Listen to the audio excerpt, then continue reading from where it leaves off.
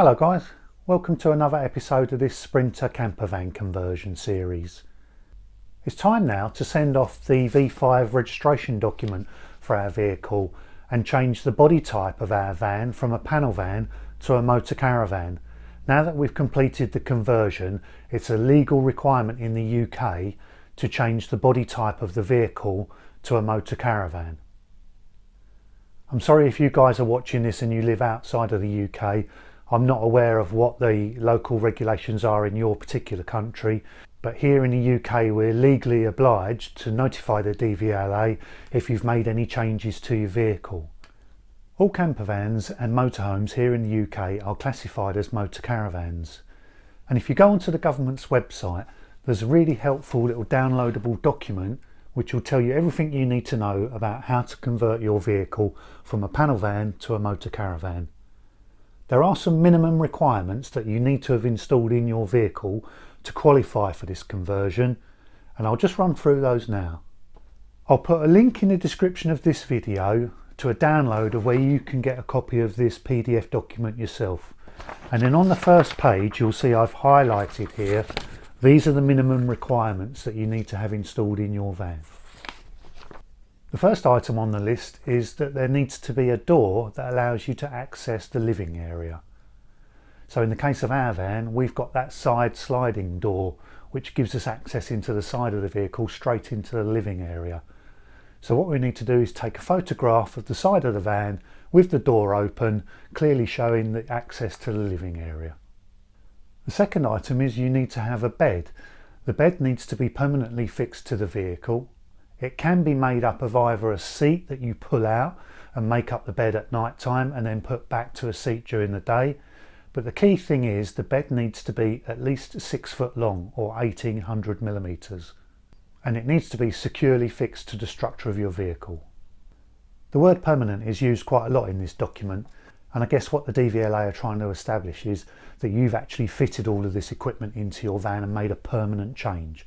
And it's not something that's been just put in there temporarily that you'll take in and out, when you want to do your work, and then you just put back in there when you want to go camping at the weekend.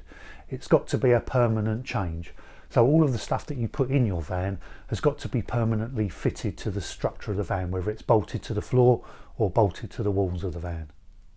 So of course in our camper van we've got that large king size double bed permanently fitted in the back of the van.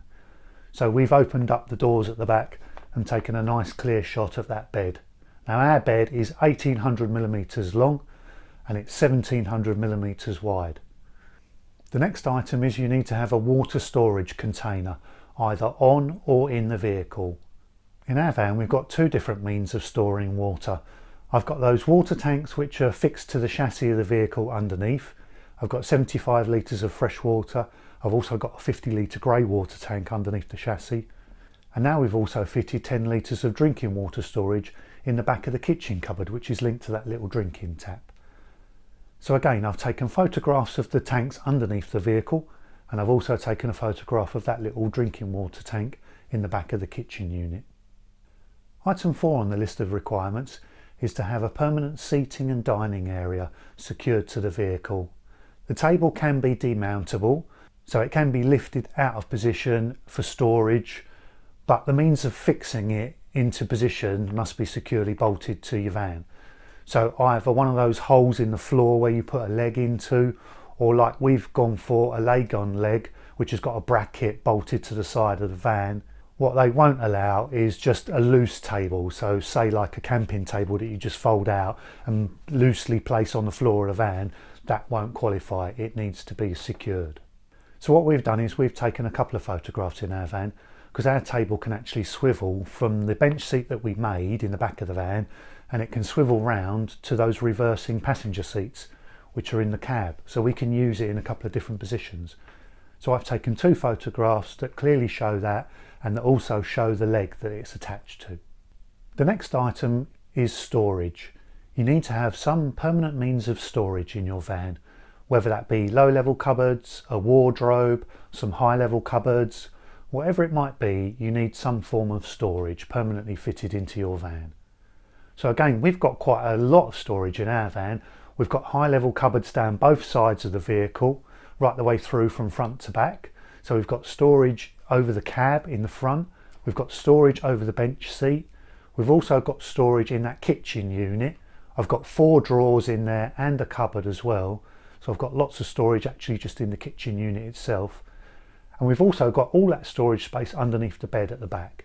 So for the purposes of the DVLA, I've taken some photographs of the high level storage in the living area, and I've also taken some photographs of the kitchen unit with all of the drawers pulled out, so you can clearly see all of the storage in that kitchen unit. Now the next item is a permanently fixed cooking facility. Now that can either be a gas burner or that can be electrically powered. It can be an induction hob, or it can be even a microwave oven. It needs to be fixed into the vehicle, and it's got to be powered by either LPG or electric. Now with the gas burners, there is a minimum requirement of 2 rings. So if you've got a single ring stove, that won't comply. And similarly, if you've just got a single ring induction hob, I don't think that will comply either. They have stressed in the back of the document that it does have to have a minimum of 2 burners. Again, in the case of our camper van conversion, we've got that nice Thetford XXX combined oven and hob unit. It has 3 gas rings on the top of the hob. So what I've done is I've taken a photograph of that with the lid up, and you can clearly see the 3 rings on the top of that oven. And obviously you can clearly see that it's permanently fixed into that kitchen unit. And then the last of the minimum requirements is that you must have a window fitted in the side of your van. So it's not sufficient just to rely on the cab windows or the side passenger and driver windows. You need to have another window cut into the side of your vehicle. In the case of our camper conversion, obviously we've got those 2 side windows that we got from Van Pimps. We've got one in the sliding side door, and then on the driver's side we've got another window in that first panel directly opposite the sliding door. So those first 2 panels, we've got 2 nice big windows. And again, I've taken photographs from the outside of the van, one from the driver's side and one from the near side, clearly showing those new windows inside of the van. So they're all the minimum requirements. As I say, you can have a lot of other things installed in your vehicle, but in order to qualify for the change to Motor Caravan, those are the items that you need to have installed in your vehicle. Okay, so what do you have to do to actually get it converted? Well, you've got your V5C registration document that comes with the vehicle, and inside there you'll notice, I'll put a little screenshot up on this video. In the first section at the top here, you'll see the body type of the vehicle, and you can see clearly at the moment it says panel van. Now to make any changes and modifications, all you need to do is fill out this section 7 of the form with anything that's changed. So you don't need to fill out all the details. The only thing that we're changing is the body type. So in that first line, you just want to write Motor Caravan, and that is all we need to do. And you just need to sign and date the declaration at the bottom of the form just to say that the information you've given is correct. You need to get your photographs printed. I've had all of our photographs printed here. Obviously I've got more than the minimum requirement. There's nothing wrong with submitting more photographs. I think the more that you can prove that it's a permanent conversion, I think that's the better. As a minimum, you need to have at least 1 photograph for each of those minimum requirements.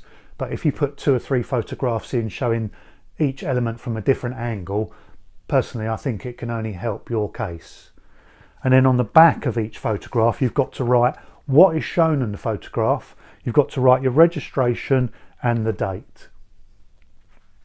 And you need to do that on the back of all of these photographs.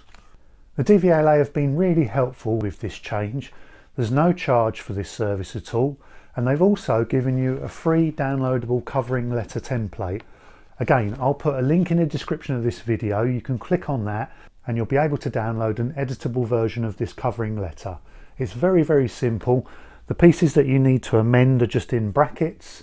So on your word processor on your computer, you just go through and change them and amend them to suit your vehicle, and obviously print yourself a copy, sign that, and enclose that with your V5C and your photographs. And then the final requirement that the DVLA asks for is for receipts or invoices for the equipment that you've put in your vehicle.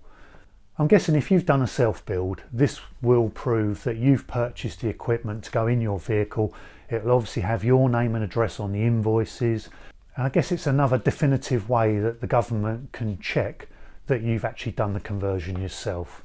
So what I've done is I've got the receipts for the windows, the receipts for the furniture board, the tanks underneath the van, and all of these other different things that we put into the vehicle, you know, including the oven, all the specific things that they've asked for, the table leg, the bench seating, the upholstery and so forth.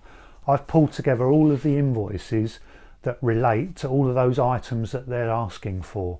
So as well as showing the photographs of the minimum requirements, I've also given them the receipts to prove that I've purchased those items. So, and that's it. So we've got the V5C form that's signed with that part 7 filled in. We've got all the photographs written on the back with the description, registration number and the date. And we've got the receipts for purchasing all of the equipment.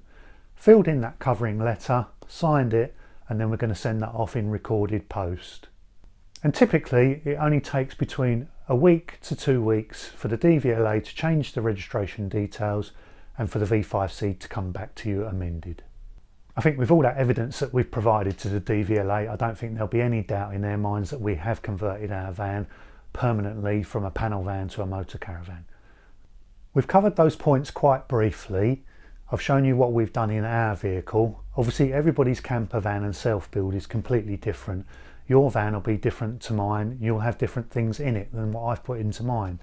And if you're a little bit unsure of whether what you've put in there will qualify or not, at the back of this document that you get free from the government, this one here that I've got the link in the description you can download, which gives you the information to convert your vehicle, they've gone through in more detail what they consider to be acceptable for each of the items. So if you just want to check whether what you're doing will comply, if you download a free copy of this form and then have a look at the back of the document, there's a lot more information there to tell you what they will consider to be adequate or not. And lastly, I guess this applies to everybody. It's not just here in the UK. If you're making any modifications to your vehicle, you really should let your insurance company know of the changes that you've made. Because if you've made the changes and haven't notified them, you could have invalidated your insurance policy. What you want to avoid at all costs is giving the insurance company some kind of loophole that they can find where they don't have to pay out on your policy. So it's always best to be upfront with them. Even if there's a small admin charge to make an amendment to your policy, in the long run, that small admin fee could cost you thousands, you know, so it just makes sense to be totally upfront and honest with them. And a lot of time it won't have any effect to your policy at all. I guess the question is, why would you want to change the classification and body style of the vehicle from a panel van to a motor caravan? And in terms of the DVLA, for health and safety and law enforcement, any modifications to your vehicle need to be notified to the DVLA, basically so that police can identify you if you're out on the road. Let me give you an obvious example. You know, on the registration document, mine says that it's a white panel van. If I went out there and painted it with camouflage colours, I would have to notify the DVLA of the change of colour. Because when the police are looking for a particular vehicle, or they put your registration in and different details come up, you're breaking the law by not having the correct details on your registration form. If I've painted my van green and it says it's white on here, I'm potentially driving that van around illegally. I know that's an obvious example, but that's kind of the thinking that goes behind changing it from a panel van to a motor caravan, because they want to be able to easily identify the body type of the vehicle. So if you've made considerable changes to turn your van permanently into a camper van, it does make sense to notify the DVLA of the changes and get the body type changed. There are a couple of other advantages to getting the body type changed. You may find that your insurance costs are a lot cheaper to have the vehicle insured as a motor caravan rather than a panel van.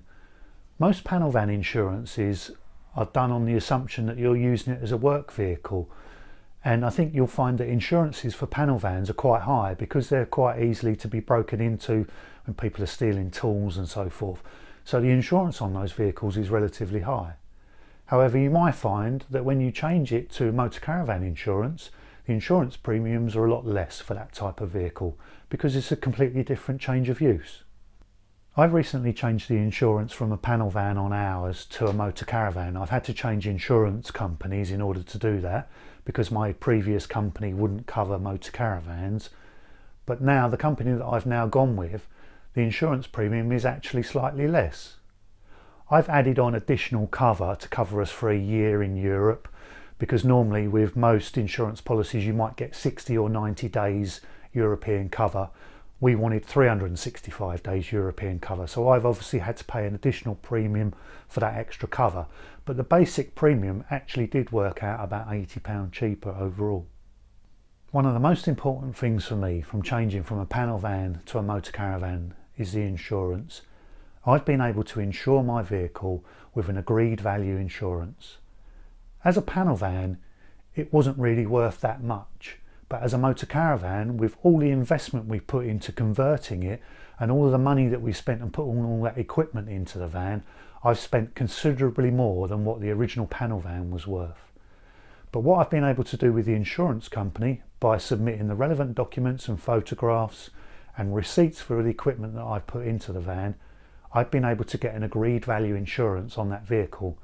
So if I do have a loss or the vehicle's written off, I'm going to be able to recover the cost of that vehicle, plus the cost of the conversion and all the equipment that's inside it.